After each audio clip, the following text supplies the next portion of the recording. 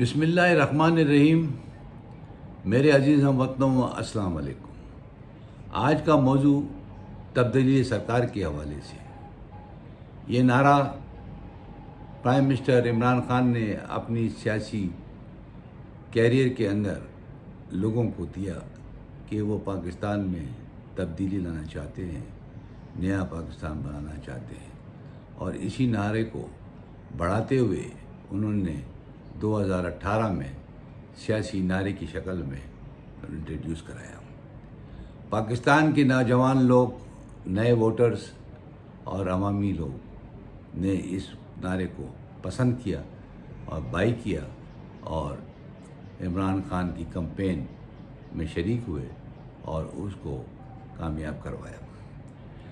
آج 2020 میں یہ وہی لوگ جو عمران خان کی اس نعرے پہ لبیک کہہ کے آگے بڑھے تھے، جن کا کوئی سیاسی کیریئر نہیں تھا، جو سیاسی لوگ نہیں تھے، جو ایک نیوٹرل کلاس کے لوگ تھے، شاید وہ زندگی میں ووٹ ڈالنا بھی نہیں جاتے تھے کیونکہ وہ ان الیکشنز کے اندر شامل ہونے کی ضرورت محسوس نہیں کرتے تھے، کیونکہ ان کو معلوم تھا کہ یہ پارٹی جیت جائے گی، یہ پارٹی جیت سکتی ہے اور یہ پارٹی ہار سکتی ہے، کیونکہ دو پولیٹیکل فورسز پاکستان میں ایگزسٹ کرتی تھی جو کہ مختلف اوقات میں کبھی اس کی باری آ جاتی تھی، کبھی اس کی باری آتی تھی، لیکن جب پی ٹی آئی میدان میں آئی تو یہ ایک عوام کے اندر امید کی کرن پیدا ہوئی کہ یہ تھرڈ فورس مارکیٹ میں آئی ہے اور لہٰذا اس کو موقع دینا چاہیے تاکہ ان دونوں فورسز سے بہتر کارکردگی کر سکے۔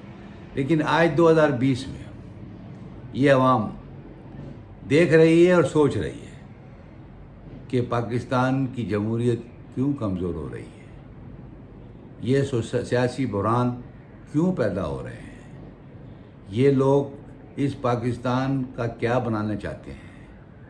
اس سوچ کے ساتھ وہ یہ سوال کرتے ہیں کہ یہ کام کرنے سے بہتر تھا کہ ہم اس سے دور رہتے۔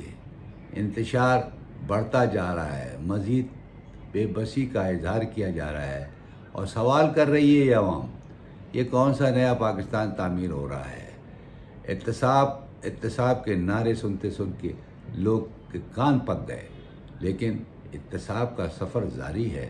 لیکن جن مافیاز کے خلاف احتساب ہو رہا ہے وہ بدستور سرگرم ہیں، ان کو کوئی روکنے والا نہیں ہے۔ جو چیزیں جیسے چاہتے اپنی منمانی کرتے ہیں، اپنے حساب سے قیمتیں بڑھاتے ہیں، کیونکہ ان سب کا تعلق ایلیٹ کلاس سے ہے اور وہ ایلیٹ کلاس عمران خان کے قابو میں نہیں آ رہی۔ آج ہم یہ دیکھتے ہیں کہ عوام پریشان ہے کہ جناب پاکستان میں حکمرانوں کی ریٹ نہیں ہے۔ یہ بات صحیح ہے، کیونکہ عمران خان خود کہہ چکے ہیں کہ جو بات میں کہتا ہوں ان کو صبح ماننے کے لیے تیار نہیں ہے، لہٰذا اس بات کی غمازی ہوتی ہے کہ وہ ریٹ کھو چکے ہیں اور صبح ان کے خلاف ہیں اور ان کی بات کو ماننے کے لیے تیار نہیں ہے۔ اب آگے چلتے ہیں۔ عوام چیخ کے کہہ رہی ہے کہ ملک میں کورونا وائرس قہر نازل کرے ہوئے ہے، اموات کا سلسلہ ختم نہیں ہو رہا ہے، حکومت کیا کر رہی ہے، کس طرح سے اس سے نبرد آزما ہوگی۔ لیکن آج آپ کو یہ بتانا میں آسان سمجھتا ہوں کہ صرف حکومتی ترجمان ٹی وی چینلز کے اوپر آ کے اعداد شمار بتانے کے علاوہ کچھ نہیں کرتے۔ ان کا مقصد صرف یہ ہوتا ہے کہ اتنے لوگ مر گئے، اتنے لوگ کورونا وائرس کے آج افیکٹڈ ہیں اور ٹوٹل اتنے لوگ حد پہنچ گئی ہے۔ اس کے علاوہ اس کے آواز کچھ بھی نہیں لوگوں تک مدد ہوتی ہے، اور پاکستان میں حکومت نے اس ماحول کی وجہ سے ہاتھ اٹھا لیے ہیں اور بے بس نظر آتی ہے۔ آگے چلتے ہیں تو شوگر رپورٹ کا حوالے سے بات کی جاتی تھی کہ جناب آپ یہ شوگر رپورٹ ہم نے کر دی ہے، تو بھائی اس شوگر رپورٹ کو ذرا غور سے سمجھنے کی کوشش کریں۔ ٹھیک ہے، ان کی بے ضابطگیاں اس حوالے سے تو سمجھ میں آتی ہیں کہ انہوں نے اپنی پروڈکشن کے اندر جو غلطیاں کی، یہ جو کنسیلمنٹ کی، وہ آپ حق بجانب ہیں کہ ان کے متعلق آپ کارروائی کریں۔ لیکن جہاں سبسڈری کا ذکر آتا ہے، یہ پوائنٹ آف ایشو جو ایک سبسڈری کے حوالے سے ہے، تو میرا گزارش یہ ہے کہ یہ سبسڈی کے اوپر آپ کی اپنی غلطی ہے، کیونکہ سبسڈی ڈیمانڈ کرنے والے شوگر مافیا آپ سے ڈیمانڈ کر رہے ہیں کہ آپ یہ شوگر کے اوپر ہمیں سبسڈی دیں، اور آپ نے ان کو دی. تو جب آپ نے سبسڈی دی تو یہ آپ کا کنسنس تھا، آپ کا کنسنٹ تھا کہ آپ وہ سبسڈی کو ایکسیپٹ کر رہے ہیں. تو یہ سبسڈی دینے والے کی ذمہ داری ہے، جس نے یہ سبسڈی گرانٹ کی ہے، کہ وہ جواب دے کہ یہ سبسڈی میں نے دی ہے اور اس کو اس طرح جسٹیفائی کیا ہے. لیکن ماشاءاللہ سے چیف منسٹر صاحب کو تو یہ معلوم ہی نہیں ہوا کہ یہ سبسڈی کب اور کیسے دے دی گئی ہے، اور انہوں نے خاموشی تا رکھی ہے. یہ تو وہ واحد بات ہے کہ نواز شریف لندن پہنچ گیا اور پرائم منسٹر کو معلوم نہیں ہو کہ کیسے پہنچ گیا. کیسے پرائم منسٹر ہو کہ تمہیں یہ نہیں معلوم ہے کہ یہ کس طرح سے پاکستان سے لندن پہنچ گیا. افسوس کی بات ہے. تمہیں یہ نہیں معلوم کہ سبسڈی کس نے دی، تمہیں یہ نہیں معلوم کہ یہ لوگ تمہارے ساتھ شوگر مافیا کے لوگ بیٹھے ہوئے ہیں اور باقی مافیاز کے لوگ بھی آپ کے ساتھ بیٹھے ہوئے ہیں. اس سے بڑی بدقسمتی اور کیا ہوگی؟ آپ چھوٹے موٹے لوگوں کو تو پکڑ رہے ہو، آسان ہے، پکڑ لیجئے آپ. لیکن جو ان جرائم کی دنیا کے بادشاہ ہیں، جو کنگ ہیں، جو خدا ہیں، ان کو بھی تو پکڑ کے دکھائیے. لیکن آپ ایسا نہیں کریں گے، کیونکہ آپ نے ایک فارمولہ بنا لیا ہے کہ اداروں کے کندھے پہ رکھ کے بندوق چلائی ہے. کچھ فیصلے تو آپ ہائی کورٹ اور سپریم کورٹ سے لے لیتے ہیں، کچھ فیصلے آپ اپنے منسٹر سے کروا لیتے ہیں. آپ کس مرض کی دوا ہیں؟ آپ تو کچھ کرنے کے لیے تیار ہی نہیں ہیں.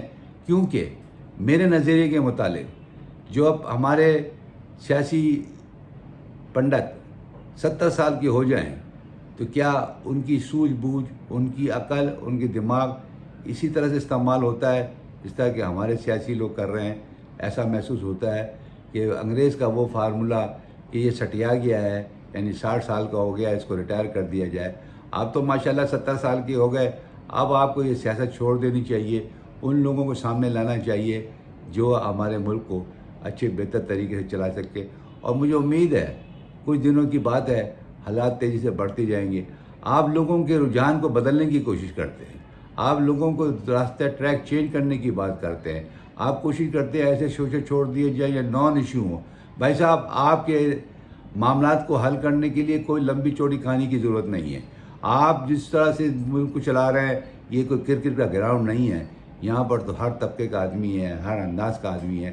آپ کے علم میں نہیں ہے کہ یہ 5000 خاندان اس پاکستان کے اندر وجود رکھتے ہیں، جس نے اس مافیا نے اس ملک کو کھا لیا ہے اور دیمک کی طرح اس کو کھائی جا رہی ہے. آپ کے پاس اتنی بصیرت نہیں ہے کہ ان کو آئیڈینٹیفائی کر دیں، بلکہ آپ انہی کی نمائندوں کو لے کے آپ کیبنٹ چلا رہے ہیں. کیا یہ بات کس کو نہیں معلوم ہے؟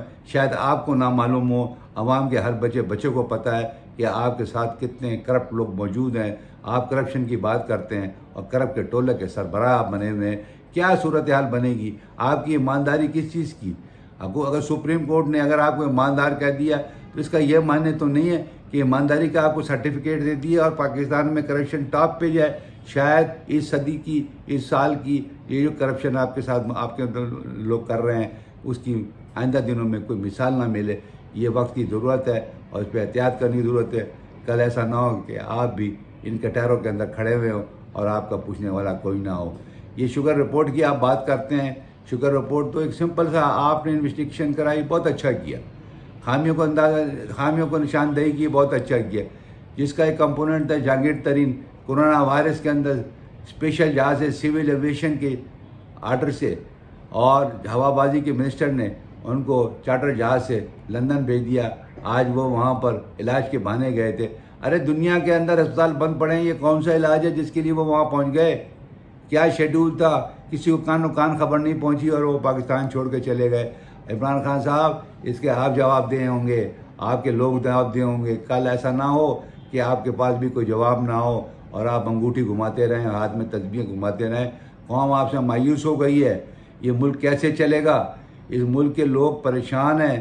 یہ ایسے معاملات کے شوشے چھوڑنے کے بعد آپ یہ کوشش کریں گے کہ آپ ان کے پردے کے پیچھے چھپ سکیں؟ ایسا نہیں ہوگا. یہ پاکستان اسٹینڈ اسٹل کی پوزیشن میں آ چکا ہے. ملک میں اندھیرے ہی اندھیرے ہیں. بجلی نام کی کوئی چیز نہیں ہے. گھنٹوں لوگوں کو الیکٹرسٹی بجلی نہیں ملتی. یہ وہی مافیا ہے جن کی آپ نے رپورٹ کرنے کی کوشش کی، آج اسی مافیا نے یہ بجلی بند کر دی، اسی مافیا نے جو فورن فنڈنگ ہے انہی لوگوں نے لا کے ان میں لگائی ہے۔ آج وہی لوگ آپ کی عوام کو ذلیل و رسوا کیے ہوئے ہیں۔ آپ کن کی بات کرتے ہیں؟ ہر وقت آپ ایک بات کرتے ہیں، کوئی اللہ دین کا چراغ ہے کہ ہر آدمی آپ رات و رات اس معاملات کو ٹھیک دے دیں گے، ایسا کرنا بہت مشکل ہے۔ ہر شخص کا دماغ اس وقت پاکستانی ہر وقت یہ سوچتا ہے کہ ہم کہاں جائیں اور کیا کریں۔ اگر یہ سوال نہیں بنتا تو پھر کیا بنتا ہے؟ پھر اس ملک میں کیا ہونے والا ہے؟ کیا 6 مہینے بعد آپ یہ سمجھتے ہیں کہ آپ صدارتی نظام لے آئیں گے؟ آپ کی غلط فہمی ہے۔ آپ کے ساتھ جو یہی ہوگا جو ماضی میں لوگوں کے ساتھ ہوتا ہے۔ آپ شاید علم نہیں کر رکھتے ہوں، لیکن میں آپ کو بتا سکتا ہوں کہ آج لوگ یہ کہتے ہیں کہ اس عمران خان سے بہتر تو پچھلے حکمران تھے، چور تھے تو صحیح چور تھے، یہ تو سب کچھ کرنے کے باوجود یہ چوری بھی کر رہا ہے، ان لوگوں سے 2 ہاتھ آگے ہے۔ یہ کیسا الزام ہے جو نہ کرنے یا کرنے کی وجہ سے آپ کو لگایا جا رہا ہے؟ ہر ادارہ پریشان ہے، کوئی کارروائی کاروبار نہیں ہو رہا، کسی کے ہاتھ میں کچھ نہیں ہے، صرف بربادی کے علاوہ